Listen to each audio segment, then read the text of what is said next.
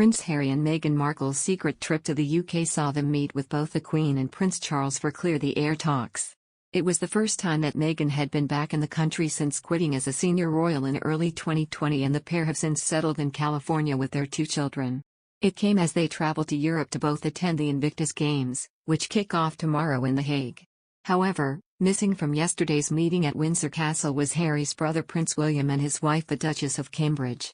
Much has been made of the rift between the 2 brothers with their frosty relationship, reportedly sparked by William's concerns over Harry's fast-developing relationship with Meghan ahead of their royal wedding in 2018.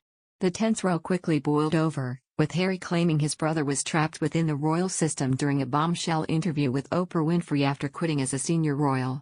And now royal expert Robert Jobson says that it is significant his brother and sister-in-law were not involved in the meeting. He told, significantly, Prince William and Catherine were not involved in these clear-the-air chats. Hopefully, in time the royal brothers too can break bread and end this new war of the Waleses, which is in danger of turning into one of the fictional soap-style dramas Meghan used to star in. For William to do that, however, Harry will have to show that he, and his team of PR image gurus and advisors, can keep their counsel at this early and delicate stage. If not, this promising development would all have been for nothing. However, Robert says Harry and Meghan meeting with the Queen, Charles and Camilla does show that there is some progress on the ongoing saga of Harry and Meghan's row with the firm.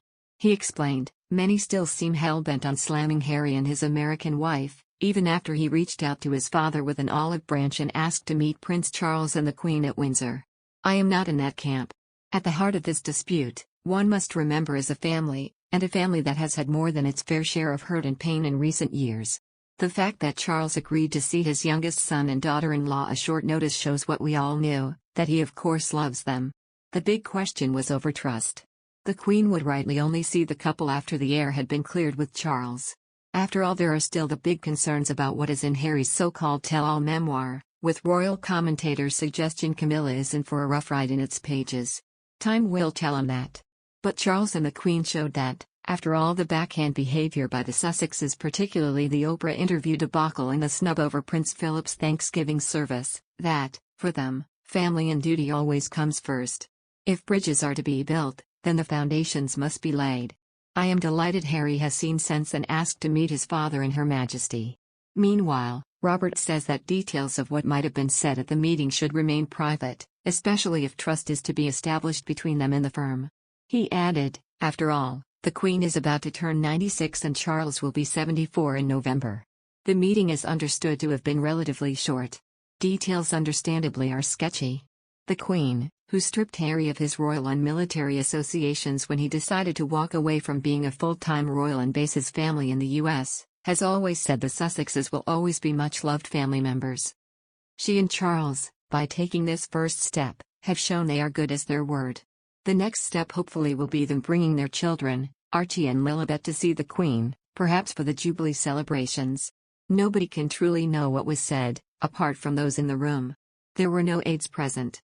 But what is clear is that if a new trust, or truce, is to be established and to hold, these private chats must remain just that, and not be blurted by one of Meg's anchor friends on a US network or discussed on the forthcoming Fly on the Wall Netflix documentary.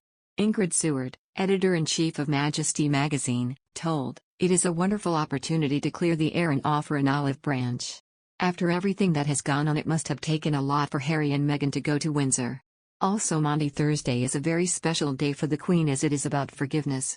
She is not one to hold grudges, and I think she would have happily welcomed them with open arms." Joe Little, managing editor of Majesty magazine, described the visit as a very welcome if long overdue move on the part of Harry and Meghan.